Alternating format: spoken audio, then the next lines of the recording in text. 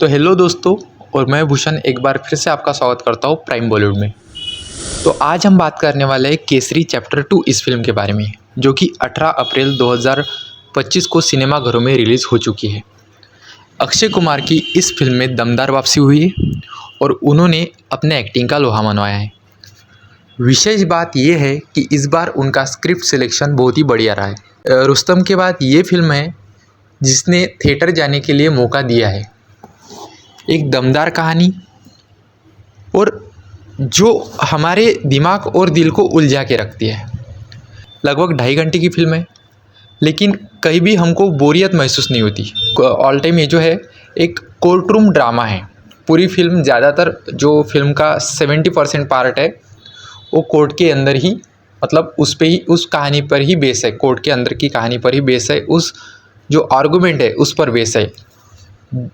अब फिल्म की कहानी पर बात करें तो फिल्म की कहानी ये है दोस्तों कि क्राउन यानी कि ब्रिटिश हुकूमत और जो हमारे भारतीय लोग थे जिन पर कि जालियनवाला बाग में 13 अप्रैल 1919 को जो वहाँ पे एक अघटित घटना घटी थी, जो कि जनरल डायर जो कि चीफ आर्मी ऑफिसर थे, उन्होंने हमारे भारतीय लोगों पर, जब बैसाखी का दिन था तो सब जन सेलिब्रेशन करने के लिए जालियन बाग में इकट्ठा हुए, तो ना किसी वार्निंग के और ना किसी इन्फॉर्मेशन के हमारे सभी भारतीय लोगों पर बेछूट वहाँ पे गोलियां चलाई गई और उसमें बहुत से बच्चे और बहुत सी महिलाएं और हमारे जो बुज़ुर्ग थे, भारतीय लोग थे, वो बड़ी संख्या में मारे गए।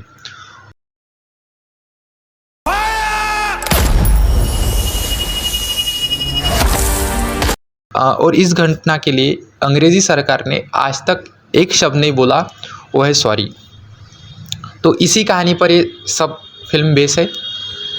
फिल्म की शुरुआत होती है जो शंकरन नायर है, जो कि लॉयर है, वो किस प्रकार से पहले हमें दिखाई देता है कि वो क्राउन की तरफ से लड़ते हैं। क्राउन यानी कि ब्रिटिश हुकूमत, ये यहाँ पे आप बात समझिए।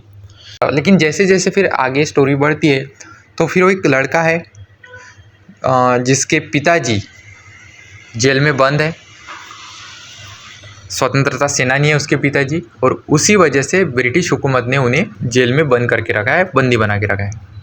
लेकिन फिर ये जो लड़का है ये हमेशा प्रयास करते रहता है कि किसी भी तरीके से उस दिन की सच्चाई, जो कि बैसाखी के दिन जो अघटित घटना घटित हुई थी, जो उसे खूनी बैसाखी बताया गया है, तो उस पर वो आवाज़ उठाए। और अब बात यह है कि कोई भी अखबार या मीडिया सरकार के खिलाफ लिख नहीं सकती। इस तरीके से वो जो बंदी है वो सरकार हमारे भारतीय लोगों पर या यूँ कहे मीडिया पर लगा देती है। हद यहाँ तक भी हो जाती है कि मीडिया को कोर्ट के अंदर भी प्रवेश नहीं दिया जाता और उन्हें बाहर कर दिया जाता है, ताकि कोई भी ब्रिटिश हुकूमत के अगेंस्ट में ना बोल पाए या ना लिख पाए। लेकिन ये बच्चा चाहता है कि आवाज़ आगे बढ़े, तो ये खुद ही वैसे पेंटिंग्स बना के, मतलब अपने एडवर्टाइजमेंट में वो जो पेंटिंग्स है खूनी बैसाखी वगैरह, वो शंकरन नायर के सामने लेके हाजिर हो जाता है। बाद में जब शंकरन नायर जो है, जिसकी पेंटिंग्स के माध्यम से वो ये बात सबको बताना चाहता है, खास करके शंकरन नायर को, जो कि किरदार अक्षय कुमार जी ने प्ले किया है। शंकरन नायर उस लड़के के घर जाते हैं, फिर वो लड़का कहता है कि मैं आपको सच्चाई बताना चाहता हूँ वगैरह। और फिर जैसे जैसे शंकरन नायर आगे बढ़ते हैं तो उन्हें इस ब्रिटिश हुकूमत का काला सच, काला चिट्ठा उन्हें पता चलता है कि एक्चुअल में जो है बहुत से लोग, बहुत ज़्यादा संख्या में लोग मारे जाते हैं, लेकिन ब्रिटिश हुकूमत पूरी तरह से प्रयास करती है झूठा आंकड़ा दिखाया जाए, लोगों की मौत का झूठा आंकड़ा दिखाया जाए, कम करके दिखाया जाए और इस केस को पूरी तरह से दबाया जाए। ऊपर से भी बात यह है कि जो हमारे भारतीय लोग हैं वो कम शिक्षित है, उन्हें पढ़ाई का उतना नॉलेज नहीं था, इसलिए ब्रिटिश हुकूमत क्या कर रही है ये उन्हें मतलब नहीं पता चलता है।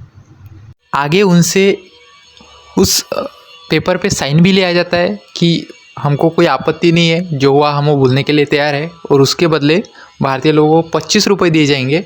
इस तरीके से वो पेपर और रुपी ब्रिटिश हुकूमत उनसे कर लेती है। तो इस प्रकार से अत्याचार अभी भारतीय लोगों पर हो रहे हैं। और फिर कहानी में आगे फिल्म बढ़ती है।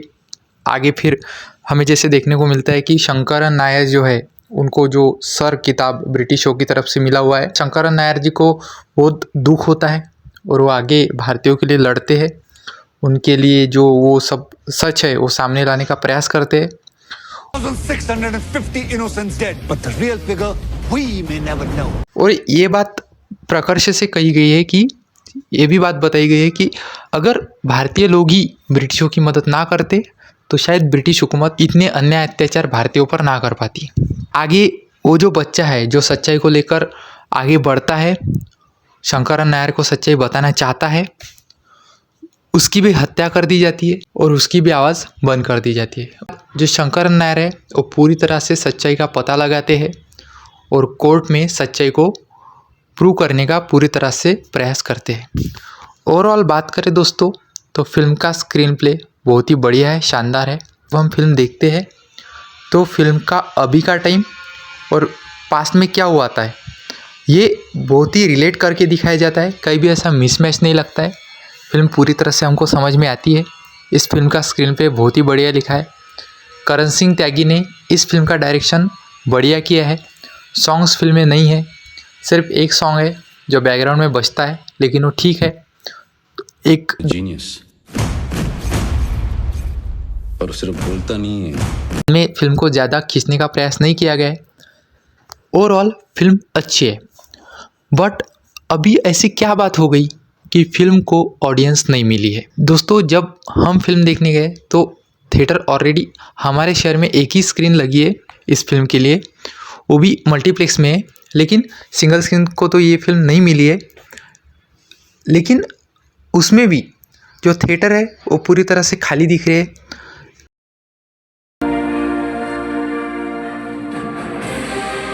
उसका मतलब क्या कारण है? तो इसके पीछे यही कारण है दोस्तों कि ये जो फिल्म है, फिल्म अच्छी है, टाइमिंग जो फिल्म को रिलीज़ करने के वो ठीक नहीं है। अगर यही फिल्म 26 जनवरी या 15 अगस्त के मौके पर आती तो फिल्म को हाइप मिलती, लोग जो है वो इवेंट के तौर पर देखने को जाते। लेकिन ये जो फिल्म बीच में आ गई है या फिर 13 अप्रैल को रिलीज़ होती तो हाइप मिलती, लेकिन ये जो थोड़ा सा एक मिसमैच हो गया टाइम का, तो लोगों का ज़रा सा ध्यान नहीं है। ऊपर से अभी छावा रिलीज़ होके गई है तो छावा का सुरूर अभी भी लोगों पर है। और अभी जो एक टाइम है कि जैसे अक्षय कुमार जो है वो मनोज कुमार जी की तरह एक भारत पर बहुत ज़्यादा फिल्में बना रहे, तो अभी कैसी बात है कि लोगों का इंटरेस्ट बन नहीं रहा। अभी जैसा कुछ धार्मिक मुद्दों पर फिल्में बन रही है, कंट्रोवर्सीज मिल रही है, तो फिल्में चल रही है, ये बात थोड़ी सी है। तो फिल्म में अगर थोड़ी सी कंट्रोवर्सी भी होती तो शायद फिल्म को हाइप मिलती, बट उसमें भी फिल्म अच्छी है, अंडररेटेड है। देखिए उनके खड़े या फिर बंद मुट्ठी, बट डिस्कशन का मौका नहीं है, तो उस वजह से फिल्म का उतना हाइप ऑडियंस में नहीं बना।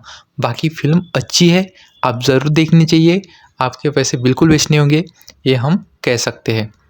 और फिर आजू बाजू जिस तरह से वातावरण चल रहे हैं, धार्मिक वातावरण जिस तरह से बन रहे हैं फिल्मों के लिए भी, तो उसमें भी ये फिल्म थोड़ी सी एक मात खाती हुई दिख रही है। कुछ लोगों में ऐसा उत्साह उस फिल्म को लेकर मुझे नहीं दिखा। एक टाइम था कि जब पहले ऐसी फिल्में रिलीज़ होती थी, देश पर बनी फिल्में रिलीज़ होती थी, तो लोग बढ़ चढ़ कर देखने जाते थे। बट अभी थोड़ा सा वो मुद्दा मुझे मतलब लोगों का इंटरेस्ट थोड़ा सा लूज़ दिखाई दे रहा है। बाकी अक्षय कुमार ने और मेकर्स ने पूरा प्रयास किया है। आर माधवन उन्होंने भी बहुत बढ़िया परफॉर्मेंस दिया है, बहुत बढ़िया डायलॉग लिखे गए फिल्म से। एक बात और कि अनन्या पांडे ने भी अपनी तरफ से प्रयास किया है, इस बार उनके प्रयास दिख रहे हैं। तो दोस्तों आप ये फिल्म देखने जा सकते हैं, फिल्म आपका पैसा वसूल करेंगी। इससे पहले हमने जालियनवाला बाग हत्याकांड के बारे में हिस्ट्री की किताबों में पढ़ा है, लेकिन अब इस फिल्म के माध्यम से हमें डिटेल में उस हिस्से के बारे में जानने को मिलेगा कि एक्चुअल में कहानी के पीछे की कहानी क्या थी। मैं इस फिल्म को देना चाहता हूँ 5 में से 4 स्टार। फिल्म बढ़िया है, एंटरटेनिंग है, नॉलेजेबल है, आप ज़रूर देखनी चाहिए। और हमारा रिव्यू आपको अच्छा लगा तो लाइक भी कीजिए, शेयर कीजिए। तो मिलते हैं दोस्तों अगले वीडियो में, तब तक के लिए जय हिंद, वंदे मातरम।